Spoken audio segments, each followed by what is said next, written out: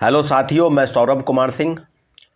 और अभी जिस बात की चर्चा करेंगे वो है कि बिहार में बड़े पैमाने पर जो घोटाला चल रहा है, जो पेपर लीक का चल रहा है, जो पर्चा लीक हो रहा है, उसी के विषय में अब विभिन्न जितने भी शिक्षक हैं, जितने भी छात्र हैं, उनके मन में एक सवाल है कि बिहार दरोगा की परीक्षा जो 17 दिसंबर को आयोजित हुई और आज 10 दिन बीत गए, अभी तक आयोग के तरफ से कोई भी ऐसा नहीं आया है कि आप चीज़ों को आगे बढ़ा रहे हैं। पेपर लीक हुआ तो आप उसके बारे में क्या करें।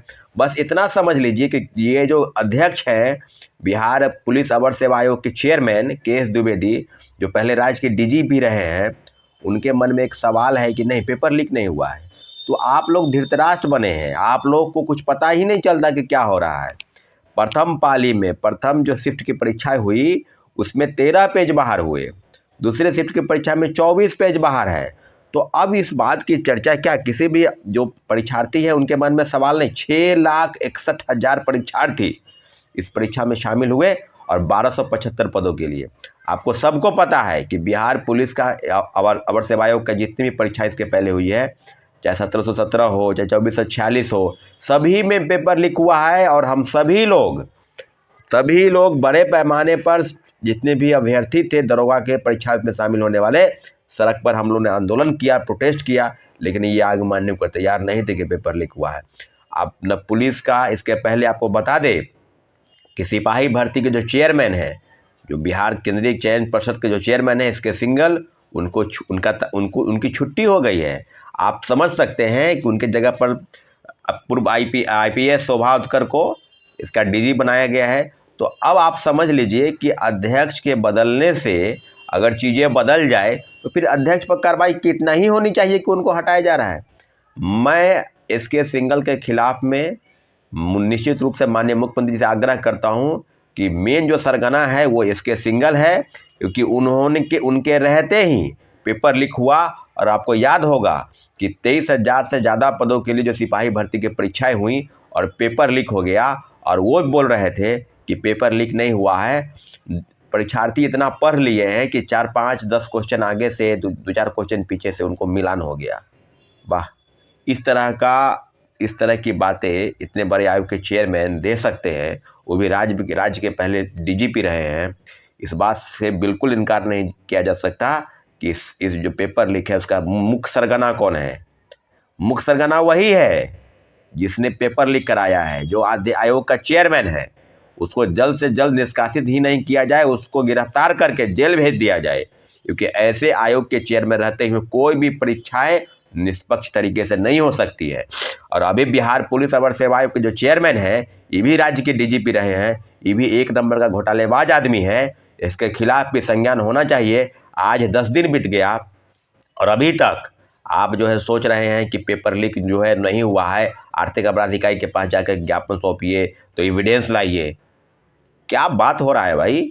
और आपको बता दें कि कल एक महत्वपूर्ण बैठक हुई है। जितने भी दरोगा का साथी सुन रहे हैं मेरी बातों को, 6,61,000 सब कमर कस के तैयार हो जाइए, क्योंकि बहुत बड़ा बिगुल अब फूकने की तैयारी है। और आज उसकी घोषणा, संभवतः आज उसकी घोषणा हो जाएगी। शिक्षकों के बीच बातचीत चल रही है। जितने भी छात्र हैं सभी के मन में एक सवाल है कि क्या बिहार पुलिस अवर सेवा आयोग की यही करतूत रहेगी? क्या विद्यार्थियों की मंशा पर पानी फिर जाएगा? तो सारे सवाल का जवाब है कि बड़े आंदोलन के रूप में हम लोग एकजुट होंगे और निश्चित रूप से इस तरह के कारनामे को, जिन्होंने पेपर लीक कराया है, क्या आपको पता नहीं है कि पेपर लीक नहीं हुआ? मधुबनी से पति पत्नी की गिरफ्तारी हुई इस बात को सिद्ध नहीं करती है। जब क्वेश्चन बुकलेट देना नहीं है, जो OMR की कार्बन कॉपी देनी नहीं है, इस पर निश्चित रूप से परीक्षार्थियों का अधिकार है। तो आप क्या बात कर रहे हैं? कोई मोबाइल लेकर अंदर कैसे चला गया? 16,000 से ज़्यादा कैमरे लगे हैं, जैमर लगा हुआ है, तो फिर कैसे इस तरह की घटनाएं कैसे हो गई? आपको बता दें कि इस तरह की चीज़ों से बिल्कुल नहीं होने वाला है। और आपको सबको पता है, ज्ञात है कि लखीसराय में सोलहवाड़ा गैंग की गिरफ्तारी हुई। सोलहवाड़ा गैंग की गिरफ्तारी हुई, SP ने इस बात की पुष्टि की है। तो आप इस बात से क्यों इनकार करें कि पेपर लीक नहीं हुआ है? पेपर लीक हुआ है, लेकिन आप चाह रहे थे कि पेपर लीक पूरा धड़ल्ले से हो जाए। छोटा पैमाने पर हुआ या बड़ा पैमाने पर हुआ, कई लोगों के पास गया, ये जांच का विषय नहीं है। आपने जांच नहीं की, आपने सिर्फ लिपापोती किया है। इसलिए आयोग के खिलाफ में बड़े आंदोलन की तैयारी की रूपरेखा तैयार हो चुकी है। अब आप लोग कमर कस लीजिए और मेरी बातों को ध्यान से सुनिए। आंदोलन का नेतृत्व करता कोई नहीं है, छात्र उसके नेतृत्व करता है।